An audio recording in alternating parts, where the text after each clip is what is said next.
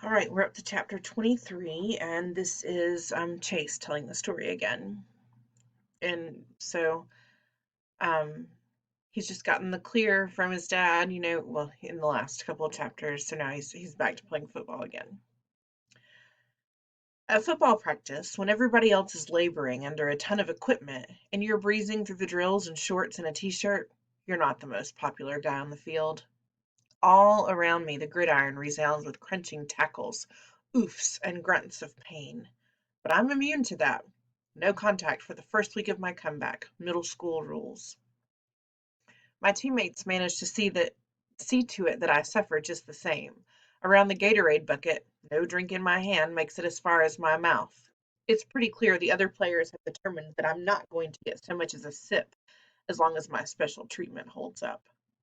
Every time I've got a full cup, someone manages to jostle my elbow until the contents spill down my leg and into my cleats. It's been going on for 3 days now. I'm borderline dehydrated, and when I walk, my wet pants create squishing noises. Hey, Pink, Coach Davenport calls, referring to the fruit punch color of my lower body. Get out there and catch some passes.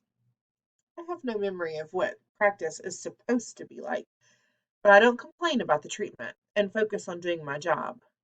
I guess playing football is like riding a bicycle. You never really forget how. I run hard, and after a couple of days, the cuts and jukes come back to me, more muscle memory.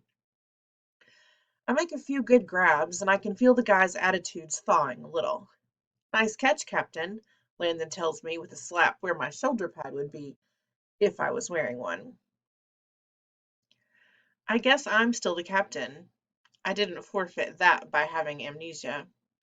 Yeah, good to have you back, adds Joey, in a tone that could almost be interpreted as friendly. I try to turn this development to my advantage. Can I have a drink now? He laughs. Bathroom's in the field house, newbie. I hadn't thought of that. Pretty soon I'm in there, bent over the sink, guzzling water from the tap. It's better than drinking out of the toilet, which is probably what Joey had in mind. It takes a while, but Landon finally explains that this is a standard procedure for anyone who's on non contact. As soon as I'm getting tackled like everybody else, my Gatorade privileges will be restored. Football. Here's a surprise. I like it. That means everything didn't change when I fell on my head. It proves that you can be an athlete and a video club kid at the same time. Well, not in my case, obviously. Video club invited me to get lost, but it's possible to be both. I have no idea why more people don't do it. Maybe it's because the jocks will never find out if they enjoy doing something artsy because they'll never try it. And the arts kid feel the same way about sports. In spite of everything that's happened, I'm getting the hang of most of the Hurricanes. They're a rowdy crew, and sometimes the physical nature of the game spills over into the way they treat excuse me, spills over into the way they treat other kids, which is definitely not right. But they're giving me a chance, which is more than I can say for Video Club these days. I'm starting to see how I could have been friends with the players, with two exceptions. Aaron and Bear finally have what they wanted. My name is Mud with my new friends, and I'm back on the team. But if they expect us to be the Three Musketeers again, they can forget it. They couldn't stand to see me making a life for myself that didn't include them, so they wrecked it for me. And in the process, they managed to retarget poor Joel, who hasn't even been home for 2 weeks yet. And that's not including the way they treat the residents at Portland Street. But the last straw was when they cornered me, so I had no choice but to lie to Dr. Fitzwallace to protect the three of us. Aaron's always lecturing me about friendship. He doesn't know the meaning of the word. I don't talk to them. I don't stretch next to them. In the locker room, I sit so far away from them that I'm practically out in the hall. When we're on the practice field for the same drill, they get no chatter from me, not even any eye contact. The other Hurricanes have started to notice, but they think it's funny. Aaron and Bear don't. And how much do I care about hurting their delicate feelings? Well, you could fit that inside the nucleus of a carbon atom. On Friday, Coach Davenport runs us through a quick workout. The Hurricanes have a night game tomorrow, and he wants everybody fresh but sharp. Since I won't be playing, he keeps me out on the field while the others clatter into the locker room. 10 laps, Pink, he calls, no dogging it. The others are laughing at me and calling out mock encouragement, their revenge for my week of no pads. To show off, I kick into high gear and sprint down the sideline. One thing that's come out of this first week of practice, I've gotten really fast. None of my teammates are very impressed because apparently I was always this fast, but it's news to me, and these days I need something to make me feel good about myself. When the tackle comes, it's a complete shock. 1 second I'm running free, and the next a big body hits me just below the knees, knocking my legs out from under me and sending me hurtling forward. I must somersault because I see a quick panorama of sky and grass. The earth comes up to clobber me. I think I eat some of it. Gasping, I roll over. A helmeted figure is blocking out the sun. Number 57. Bear. Aaron stands beside him, applauding. How's that for non-contact? Bear spits.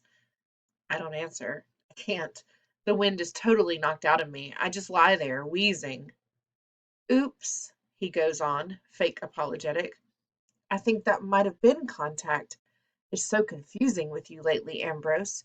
You're a friend, you're an enemy. You're a teammate, you're a video dork. You've got amnesia. He grabs me by the fabric of my t-shirt and hauls me to my feet. Or maybe you remember more than you let on.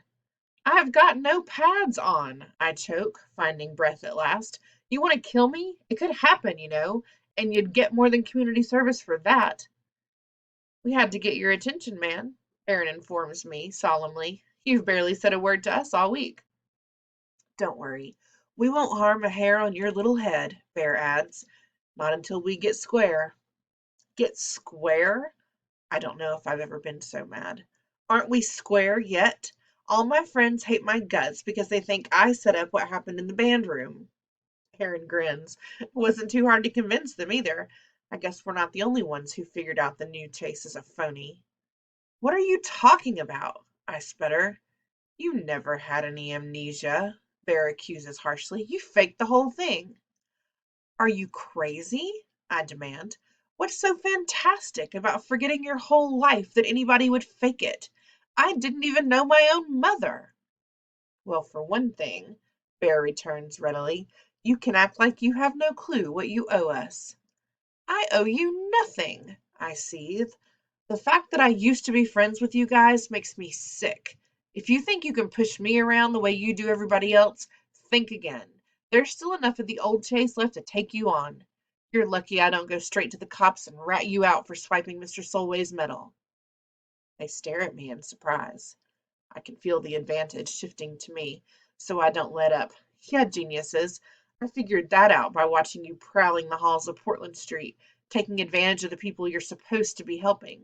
Give me credit for having brains to see who's sleazy enough to steal from a war hero who's too frail to look after his stuff.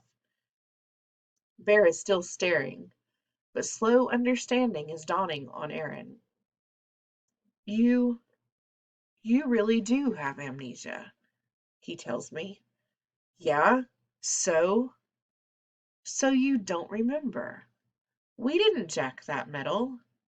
You did. Rage floods through me, and I rear back my fist to take a swing at him. Before I can act, though, the memory flashes in my brain.